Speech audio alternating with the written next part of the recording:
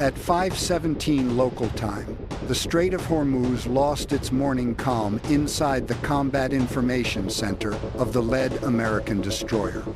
The initial warning didn't come as a frantic shout. It was a tone, short, sharp, purely mechanical. The exact sound every sailor dreads before any words even drop. A surface search radar operator leaned right into his glowing screen. 3 contacts suddenly flared northeast, low over the water, screaming out from the Iranian coast. These weren't fishing boats, not aircraft, definitely not commercial shipping. Their tracks were way too clean, too fast, perfectly direct. Seconds later, the AEGIS combat system started chewing through the data. Speed, bearing, altitude, flight path, and probability of impact. On the main tactical display, 3 thin lines sliced across the Strait of Hormuz like knives. The first track angled right for the lead destroyer. The second bent sharply toward the cruiser holding the formation's center. The third flew much lower, flatter, aimed dead at the trailing support ship. 3 missiles, 3 United States Navy ships, 0 time to panic. The watch officer called it out, his voice totally flat. Vampires inbound. Multiple tracks bearing northeast. Across the ship, the general alarm screamed. Passageways that were dead silent seconds ago exploded with movement. Sailors rushed, focused, and deliberate. Boots pounded steel decks, hatches slammed, watertight doors sealed. Damage control teams snatched up gear. Weapons crews bolted to their assigned stations. Inside the Combat Information Center, nobody dared look away from the screens. The captain strode onto the bridge and took exactly one look at the display. No yelling, no dramatic speeches, just a sharp, simple command. Set Condition 1. The destroyer shifted posture in mere seconds. Forward sensors aggressively tightened their scan. Electronic warfare systems sparked to life. Fire control teams locked onto defensive tracks. Up on the weather deck, the 5-inch gun mount pivoted a few degrees, totally deliberate. Meanwhile, the vertical launch system stayed hidden away beneath heavy steel covers. The warship wasn't firing yet, but it was wide awake. Outside, the Strait of Hormuz remained pitch black, trapped in that eerie hour right before dawn. Massive oil tankers pushed through commercial lanes miles away. From the surface, the water looked completely calm. Nothing out there felt like a war zone, but inside the American formation, every single system knew better. The heavy cruiser holding the group's center confirmed the exact same deadly picture. 3 incoming missile tracks, low altitude, high speed, highly probable, anti-ship profile. The trailing support ship was much slower, way less maneuverable. It began turning slightly to open its defensive angle. The entire formation spread out, just enough to deny them one clean target. No panic, poor procedure. At 5:18, the first bridge-to-bridge transmission hit the international distress and hailing frequency. Unidentified missile launch activity detected coming off your coastline. United States Navy vessels are operating in international waters. Cease hostile action immediately. 0 response. They repeated the message. Still nothing. The missiles just kept coming. Back in the Combat Information Center, the AEGIS system kept aggressively building its intercept solution. The lead destroyer's spy radar locked hard onto the highest confidence track. The cruiser grabbed the second. That third track remained the real problem. It was flying much lower than the others, dropping dangerously close to the sea, using the chaotic clutter of waves to hide. The radar operator squinted at the screen. That third track?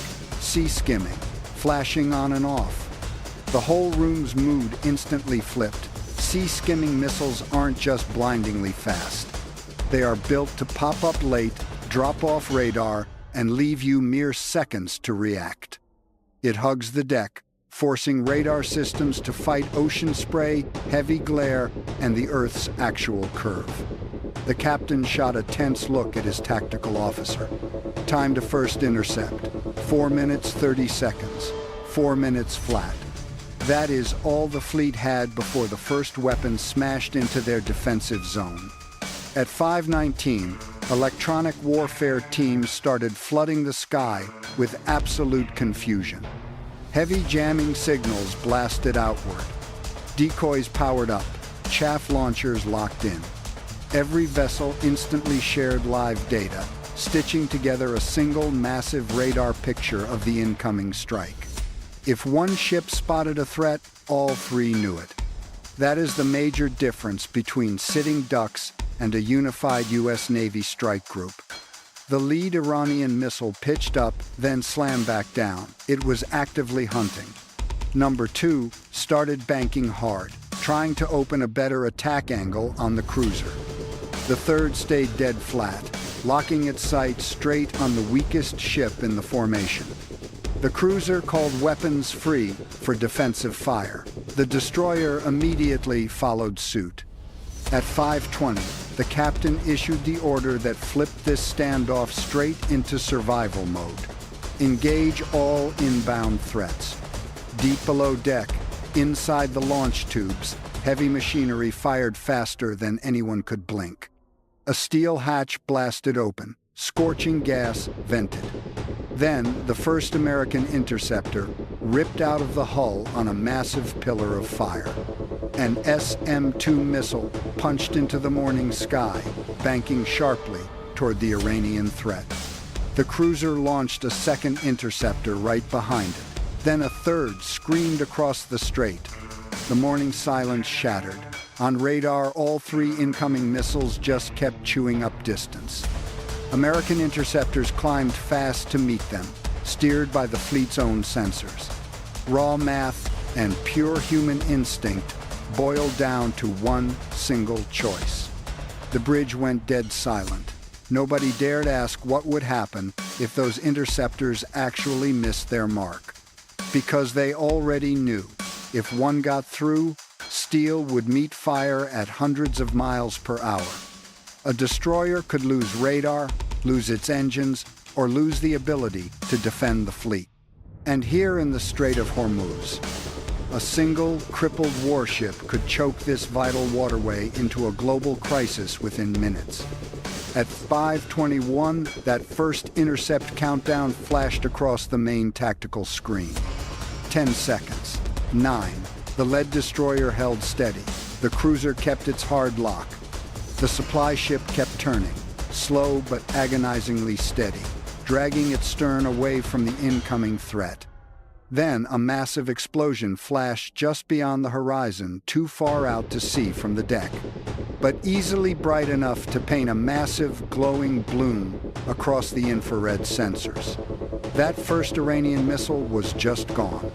No cheers, no sudden relief, because the second was still inbound, and number 3 just vanished from radar entirely. At 5:22, the AEGIS wall came alive. That first hostile missile was shredded miles beyond visual range.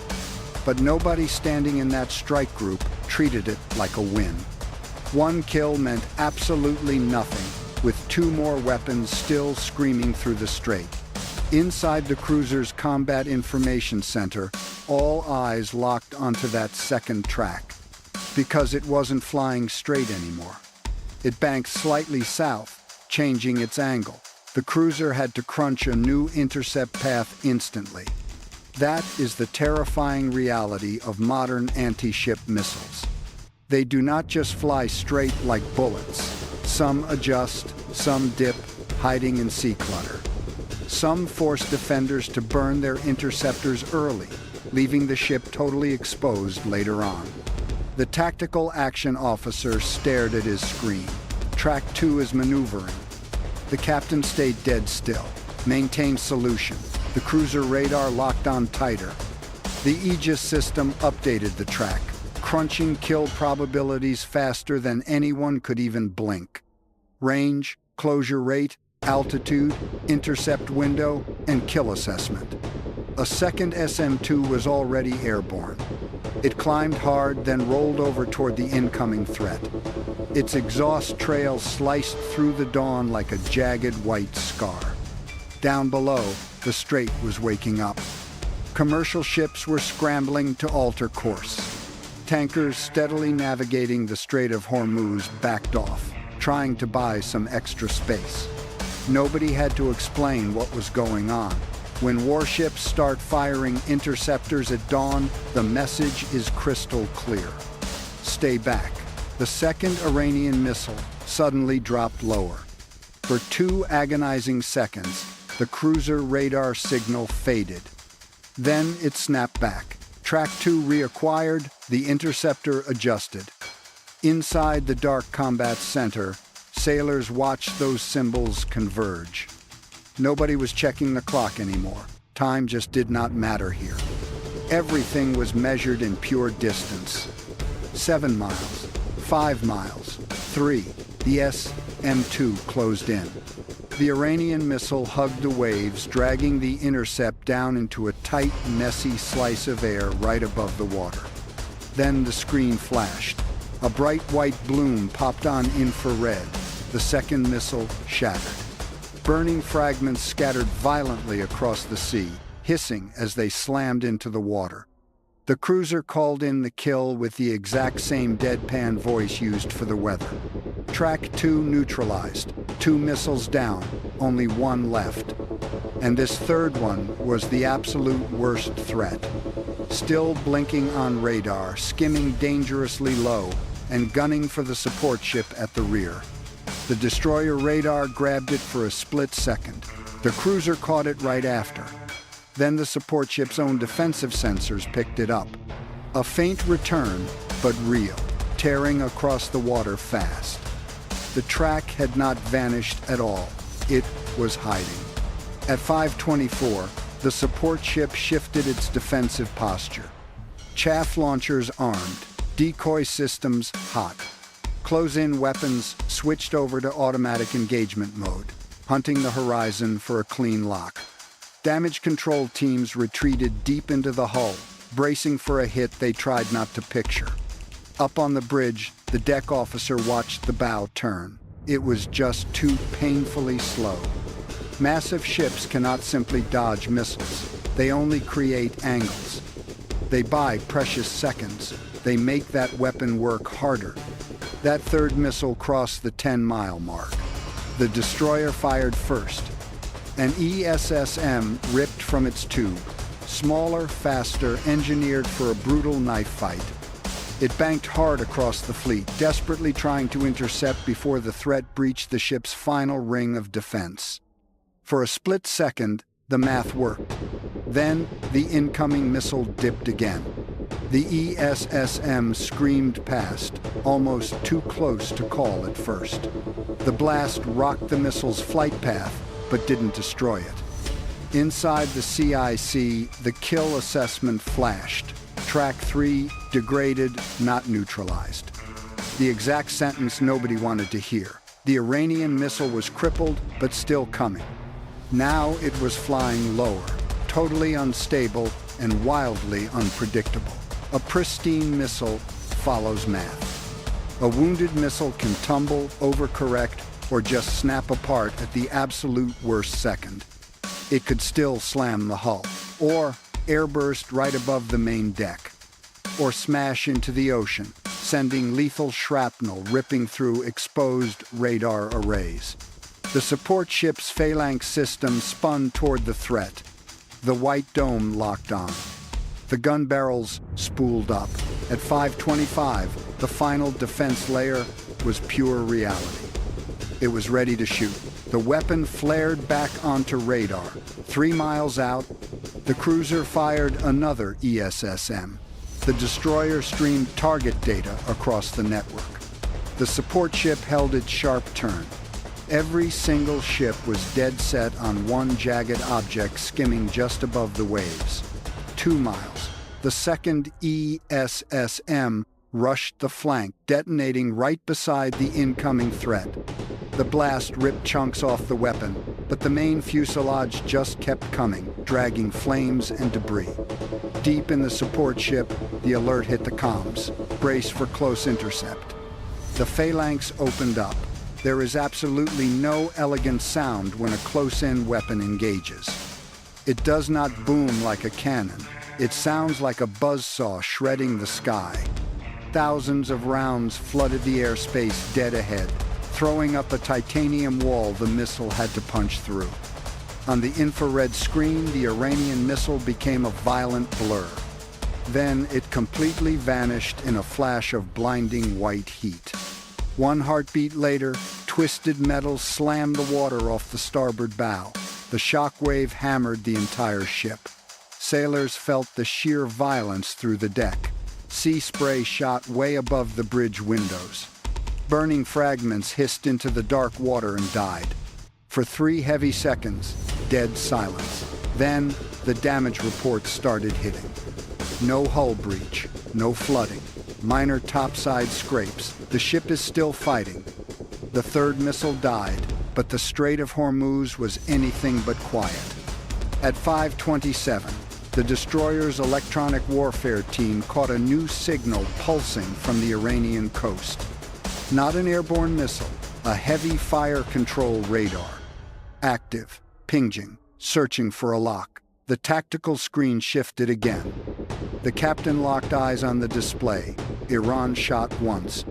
And now, hidden on that jagged coastline, another lethal system was waking up.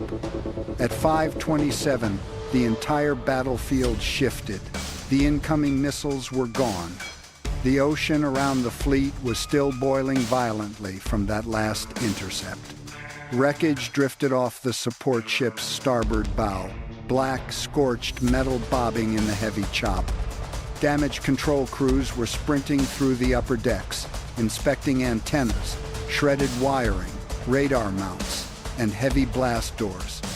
The strike group was alive, but this nightmare was far from over. Inside the lead destroyer's combat room, the electronic warfare officer locked onto a strange new signal. Not flying, not moving, not civilian radio. A dedicated fire control radar had just powered up on the Iranian shore. The beam was incredibly narrow, tightly focused, and deliberate. It wasn't sweeping the ocean blind. It was hunting for a specific target. Then the signal tightened again. It was staring right at the fleet. The EW officer called the warning. New emitter. Coastal Fire Control Radar bearing 031. Everyone in the room knew exactly what that meant. A hostile missile battery doesn't even have to shoot to be completely deadly. First it hunts, then it tracks. Finally, it hands off targeting data. After that, the actual launch takes just seconds. The captain watched the tactical screens, dead silent, tracing that launch origin. Computers ripped the battle backward in time, pulling radar tracks from the first salvo. Infrared heat from the intercepts. Electronic emissions bleeding off the coast. Satellite cues, P8, patrol data. Every single sensor that witnessed the ambush now hunted the exact hand that fired it. On the main display, a box popped near the Iranian shore. Then 2 more. Possible launch zone, probable mobile battery, confirmed radar emitter. The Navy did not just have one picture. They had layers, each layer sharper. At 5:29, the support ship called in its damage report. No hull breach, no flooding, just light shrapnel damage to exposed topside gear. One sailor treated for shock after slamming hard into a steel bulkhead. The vessel could still move, still talk to the fleet, still hold its combat formation. That mattered. A wounded ship slows everything down. A dead ship anchors the whole group. In the Strait of Hormuz, standing still is a death sentence. The cruiser drifted slightly east, putting armored steel between the coast and the supply vessel. The destroyer slid west, clearing its weapon arcs to fire. From a bird's-eye view, this was no routine patrol. It was a giant shield raising up. At 5:31, the shoreline radar pulsed again, shorter, much sharper this time. The tactical officer snapped his head up. They're refining targeting data. Nobody had to ask who they meant. The captain issued his next direct order. Prepare counter-battery options. Defensive response only. That specific phrase mattered. Pure defense. Not mindless escalation, not blind punishment, and definitely not a broad sweep. The Navy had one very simple job right then. Stop a second launch. The destroyer verified its vertical launch tubes. The cruiser built up weapon quality target data. The wounded support ship kept clearing debris, desperately restoring its sensor coverage. Every single command spoken in hushed tones, logged, repeated, confirmed.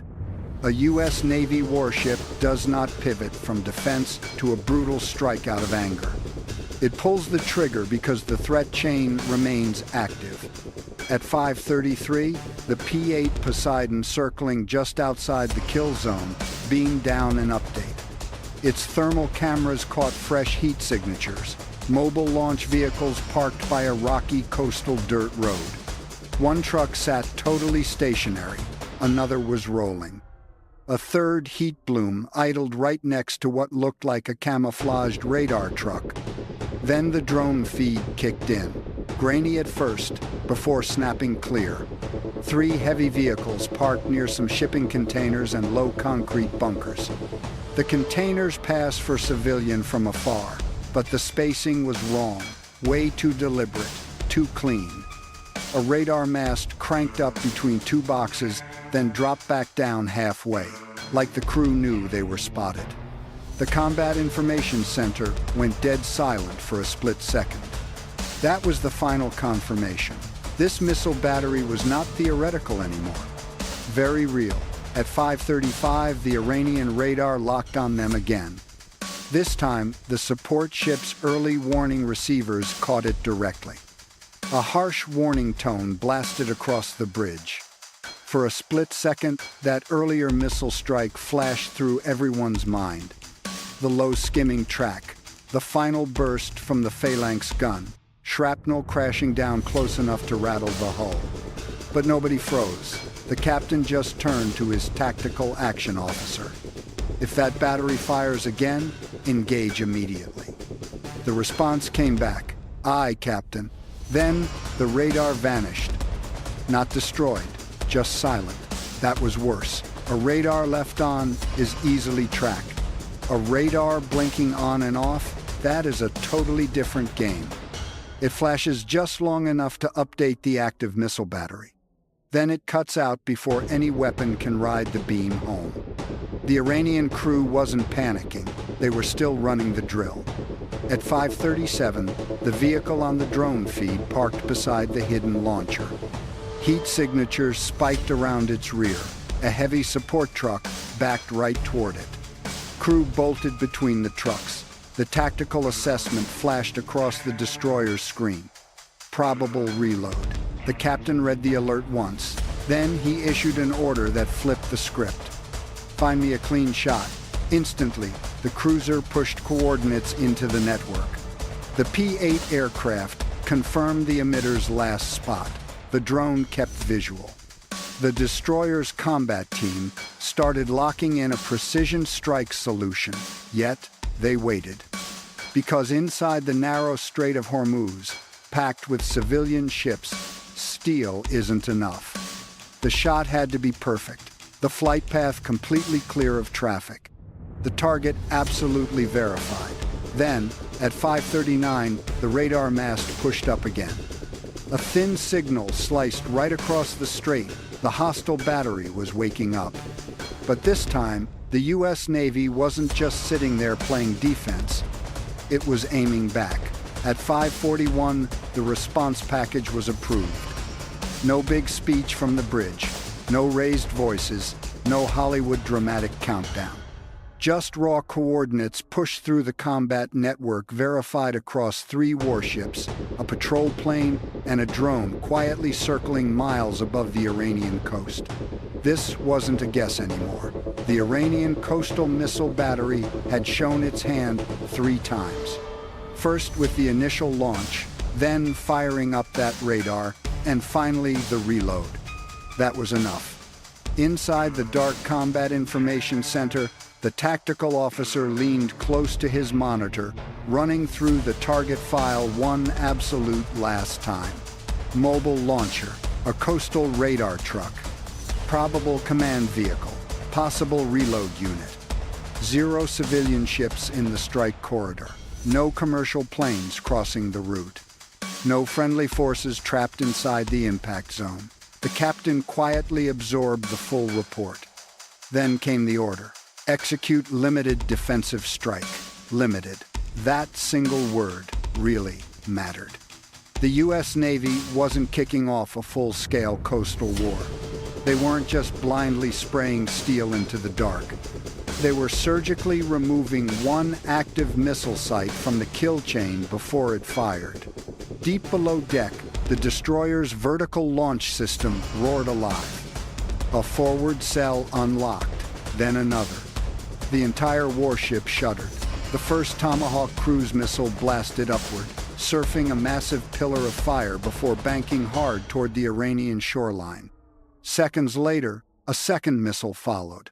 Then a third bird, programmed for a completely different aim point inside that same compound. The massive destroyer didn't drop its speed.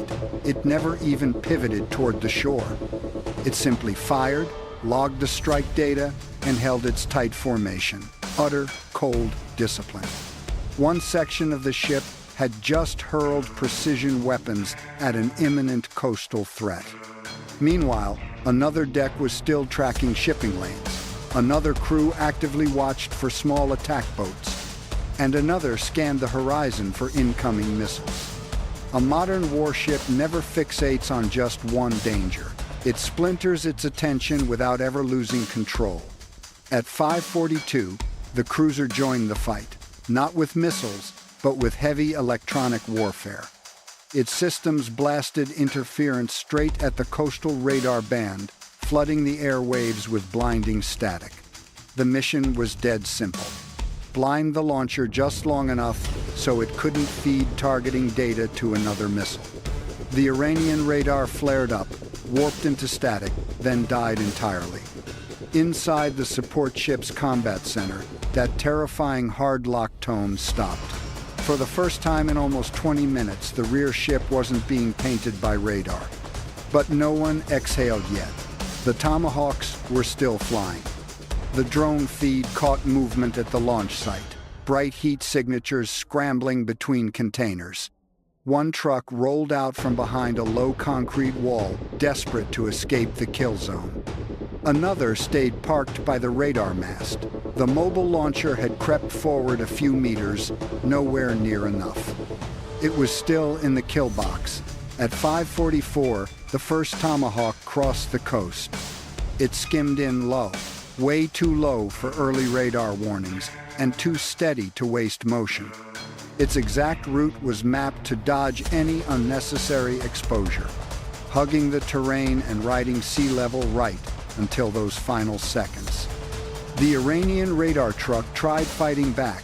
A faint signal suddenly popped up. Then the cruiser buried it in heavy jamming. The first warhead slammed into the radar truck. On the drone camera, a blinding white flash hit, followed by a hard thermal bloom. The mast evaporated. Fire and dust instantly swallowed the entire truck. On the destroyer's screen, the hostile signal died immediately. No fade-out, just gone. Emitter totally offline. Electronic warfare officers confirmed the second Tomahawk hit mere seconds later. Its target was the missile launcher. It struck the camouflage truck from above and behind, right where the launch rails and highly volatile fuel systems sat. The blast was much bigger than expected. A secondary blast ripped through instantly, hurling glowing shrapnel outward and lighting up the surrounding containers. That told the control room everything. The site was packed with either extra missiles, extra fuel, or both. Secondary explosions confirmed. The ship captain stayed totally silent. He just stared at the screen. One-third target remained the command vehicle. It started moving right before the first hit, trying to reach a road heading further inland. But the drone held it dead center. The truck sped up, then braked like the driver could not decide whether to bolt or hide. The third Tomahawk adjusted. In the final few seconds, its seeker locked directly onto the moving heat. The command truck vanished in a massive flash, flattening the dust and leaving nothing but a burning scorch mark on the road. At 5:46, the site went dead silent. No active radar, zero movement near the launcher. No fresh missile tracks. The drone circled the smoke once, then pulled back. The storage containers burned out. The launcher was completely destroyed. The radar truck was gone, and the command unit was a burning shell. A reload truck stalled out near the site perimeter. It was damaged, but wasn't throwing off any launch signatures. Inside the destroyer, the final report came back perfectly clean. Coastal battery neutralized. Still, the naval formation did not relax. Out here in the Strait of Hormuz, one dead threat rarely means safe waters. It just means the next threat hasn't shown its face yet. The cruiser kept its active jamming posture for another minute, while the destroyer kept its defensive missiles hot. The support ship finally restored full communications and kept running damage checks. Lookouts hunted for speedboats. Radar teams swept for hostile aircraft. Sonar operators listened beneath the hull. The strike took minutes. The fallout would last hours. At 5:49, a commercial tanker called over the radio. Was the shipping lane clear? The American response was short. Keep your distance. Hold your assigned heading. The naval formation kept pushing west through the Strait of Hormuz. Behind them, black smoke choked the coastline. Ahead of them, the waters stayed wide open. On every glowing screen inside the Combat Information Center, one brutal fact mattered above all else. Iran had pulled the trigger. Missiles failed. The launcher was vaporized. But the entire Strait of Hormuz was still watching. By 6:12, the sun crested over Hormuz. All three U.S. Navy warships were still moving. The lead destroyer held its course. The cruiser locked down the center of the fleet. The supply vessel, still wearing fresh scars from the close intercept, kept pace behind them. Nothing about the fleet looked broken. That was the whole point. Missiles had just ripped across one of the most volatile transit choke points on Earth. Yet the American vessels refused to scatter, stop, or turn back. They ate the shock, neutralized the threat, leveled the source, and pushed forward. Inside the support vessel, damage control teams were scrambling. The starboard side ate hot shrapnel from that final missile blast. A sensor housing cracked wide open. One exposed antenna got sliced clean off by debris. Black scorch marks streaked the upper deck where jagged fragments skipped across steel, sinking into the sea. But the hull held up. No flooding, zero loss of propulsion, no fires spreading below. The ship was hurt, but far from crippled. That distinction mattered. Up on the destroyer bridge, the captain stared at the tactical display. The Iranian coast slowly shifted astern. That shattered missile battery was no longer painting them with radar. No second salvo dropped from the sky. No attack boats rushed out from nearby harbors. No hostile aircraft closing in from the north. For the first time since 5/17, the fleet could finally breathe. But nobody relaxed. Out on the water, silence never means safety. It is just silence. Down in the Combat Information Center, the digital replay had already started. They were dissecting every single second of the ambush. The first missile launch, the sudden radar lock, the interceptor flight paths. The second, missile dodging. the third one skimming low, vanishing into the digital sea clutter. The phalanx firing, the coastal radar waking up, the tomahawk strike. Every tiny detail became data. Every data point formed new doctrine, because that is exactly how the Navy survives the next ambush. Not by acting like this fight was clean, it was anything but clean. The third missile got way too close. The support ship caught hot shrapnel. The first ESSM failed to completely vaporize its target. The Iranian battery almost had time to fire again. Those hard truths would be dissected, logged, and used to sharpen the whole system. That is the difference between pure luck and cold professionalism. Luck says the warships survived. Professionalism asks exactly why. At 6:20, the cruiser confirmed full defensive readiness was restored. The supply vessel reported perfectly stable systems.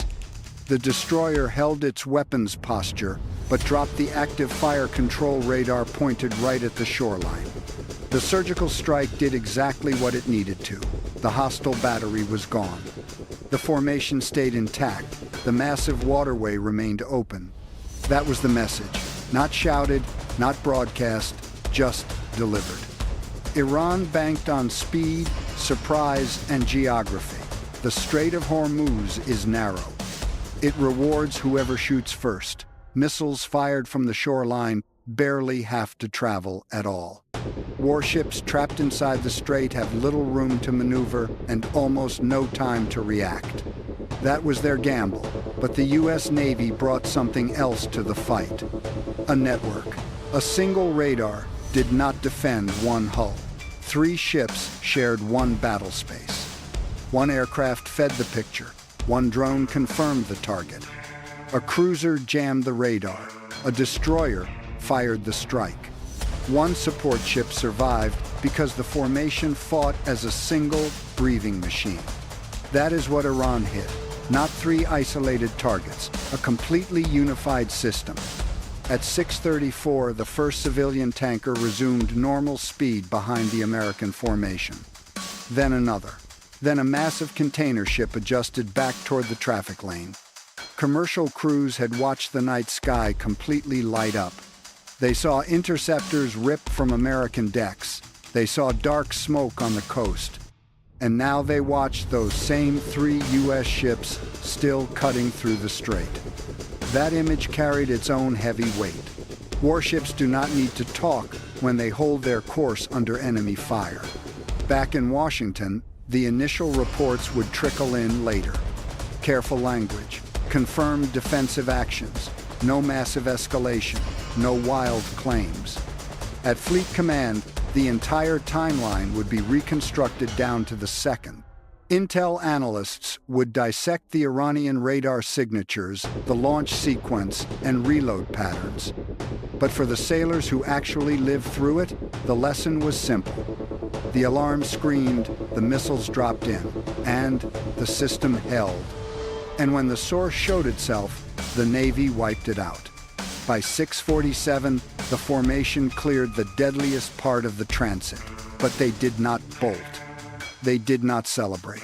No flares were fired. No dramatic messages for the cameras.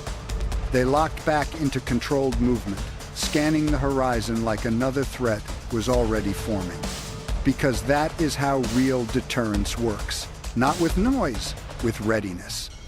The side that panics loses complete control. The side overreacting sparks the next crisis.